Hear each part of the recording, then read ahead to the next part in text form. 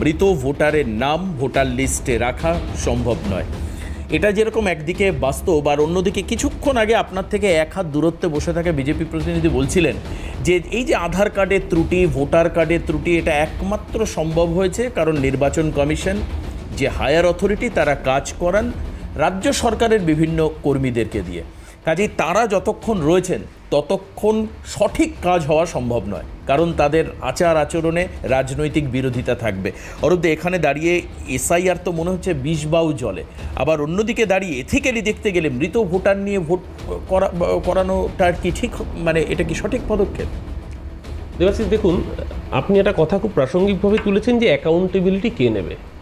আর অভিষেক বন্দ্যোপাধ্যায় যে বক্তব্যটা রাখলেন সেটাও কিন্তু অ্যাকাউন্টেবিলিটির প্রশ্নে, যে যেই ভোটার আপনারা বলছেন যে এই ভোটাররা অবৈধ, এই ভোটাররা অনাগরিক বা বেনাগরিক, এই ভোটারদের নাম বাদ যাওয়া উচিত, সেই ভোটারদের নিরিখে আপনি সাংসদ হলেন, আপনি দেশের প্রধানমন্ত্রী বা স্বরাষ্ট্রমন্ত্রী হলেন, তাহলে সবার আগে আপনার নিজের জায়গাটাই অবৈধ, তাহলে কি আপনি পদত্যাগ করছেন? করছেন না, আপনি বাধ্য করছেন সেই মানুষগুলোর নাম বাদ যেতে।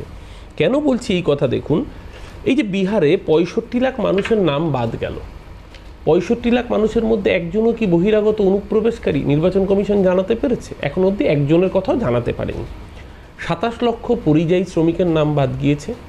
নাম বাদ গিয়েছে একদম প্রান্তিক সীমার দলিত, মহাদলিত, হরিজন, যাদব, যেই সেকশনটা মূলত প্রথাগতভাবে বিজেপি বিরোধী।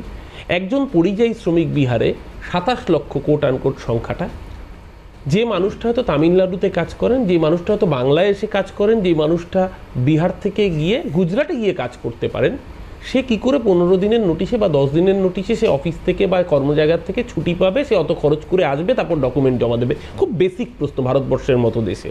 তাদের নাম বাদ। এবং এই যে সুপ্রিম কোর্টের কথা বিজেপি প্রতিনিধি, আমি একটু লেট হলো, বিজেপি প্রতিনিধি বক্তব্য আমি অনলাইনে শুনছিলাম ইউটিউবে, উনি বলছিলেন যে ওই আধার স্যাচুরেশনের কথা সম্ভবত উনি বলছিলেন।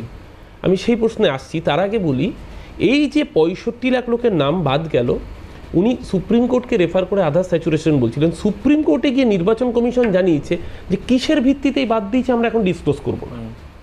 আমরা পার্টিকুলার বলছি না যে আপনার নাম বাদ দিয়েছে, বাদ দিয়েছি, কিন্তু কেন বাদ দিয়েছি সেটা আমরা বলছি না।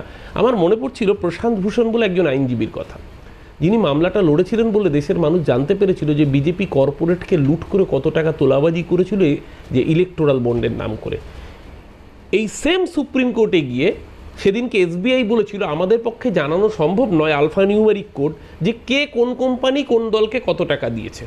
তারপর যখন সুপ্রিম কোর্টের ধাতানি খেয়েছিল, আলফা নিউমেরিক কোড দিয়েছিল, বাধ্য হয়েছিল, দেশের মানুষ দেখেছিল, এমনকি গো হামারা মাতা হ্যায় স্লোগান দেওয়া বিজেপি বিফ এক্সপোর্টার কোম্পানিদের থেকে পর্যন্ত কোটি কোটি টাকা ইলেকটোরাল বন্ডে নিয়েছে। প্রকাশ্যে চেহারাটা বেরিয়ে গেছিল কত কোটি টাকা কার্যত কর্পোরেট লুট করেছিল। আমি কেন আসছি, এই যে আধার স্যাচুরেশন, এটা আরেকটা গল্প ফেলাসি। বলা হচ্ছে যে 100%-এর বেশি, আমি ওনার বক্তব্য শুনছিলাম যে 100তে 100টা মানুষ হলে তাহলে 120 জনের আধার কার্ড হয় কী করে? আমার মাথায় ওই প্রশ্ন আসবে। আমি একটা ছোট্ট উদাহরণ দিচ্ছি। আধার saturation exceeding 100% in some Indian states and union territories indicates that the number of Aadhaar card assigned is higher than the projected population. Projected population. আপনি 2011 পরে সেন্সাস করেছেন, আপনি জানলেন কি করে ওই রাজ্যে কতগুলো নাগরিক আছে? আপনার কাছে তো ডেটা নেই। আপনি কিসের ভিত্তিতে বলছেন যে 112% আধার কার্ড রয়েছে, 115% আধার কার্ড রয়েছে? আপনার কাছে একটা প্রজেকশন ফিগার রয়েছে 2011 সেন্সাস, যে 2025-এ গিয়ে এত মানুষ হতে পারে ওই রাজ্যে, হতে পারে ওপর ভিত্তি করে আপনি বলে দিচ্ছেন তার থেকে বেশি সংখ্যায় মানুষ তো রয়েছে।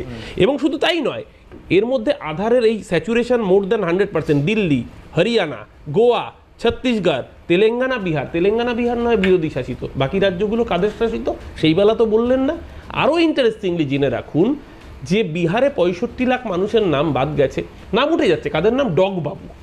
মানে আমার কুকুর নিয়ে কোনো বিরোধ নেই, আমি নিজে কুকুর ভালোবাসি, আমার বাড়িতে কুকুর পোষ্য রয়েছে, কিন্তু ডগ বাবু আর কি মানে মানে সুকুমার রায় বোধহয় আবার নতুন করে ফিরে এসেছেন আমার মনে হচ্ছিল। ডগ বাবুর বাবার নাম হচ্ছে কুত্তা বাবু, মায়ের নাম কুত্তিয়া দেবী। ক্রোনোলজি দেখুন, এই যে সন্দীপা কংগ্রেসের মুখপাত্র ক্রোনোলজি বলছিল, সোনালিকা ট্র্যাক্টর তার নাম উঠে যাচ্ছে, তার মায়ের নাম হচ্ছে কার দেবী।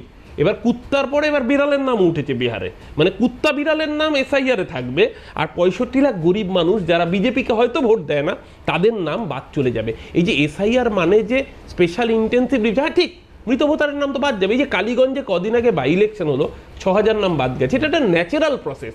কিন্তু মৃত ভোটারের নাম বাদ যাওয়ার জন্য কজন মানুষ, আমি জানি না আপনার বাবার কি বার্থ সার্টিফিকেট আছে দেবাশিস, আমি জানি না, আমার বাবার অন্তত নেই, মায়েরও নেই, থাকা সম্ভব নয়। সেই জায়গায় দাঁড়িয়ে এই যে ডকুমেন্টগুলো আজকে বলছে আধার নাগরিকত্বের রেসিডেন্সিয়াল প্রুফ না, হতেই পারে, কিন্তু বলুন 140 কোটি ভারতবাসীর মধ্যে 134 কোটি ভারতবাসী আধার কার্ড রয়েছে, 91 কোটি ভারতবাসীর এপিক কার্ড রয়েছে, 20 কোটি ভারতবাসীর ডিজিটাল রেশন কার্ড রয়েছে, 80 কোটি ভারতবাসীর ডিজিটাল রেশন কার্ড রয়েছে, আর 14 কোটি ভারতবাসীর মনরেগার জব কার্ড রয়েছে। আপনি প্রথমে এই 4টে ডকুমেন্টকে যদি বাদ করে দেন, সাধারণ গরিব মানুষ যাবে কোথায়? এটা আসলে স্পেশাল ইন্টেন্সিভ রিভিশন নয়। অভিষেক বন্দ্যোপাধ্যায় প্রথম দিন থেকে বলেছেন সাইলেন্ট ইনভিজিবল রিগিং, এটা হচ্ছে সাইলেন্ট ইনভিজিবল রিগিং।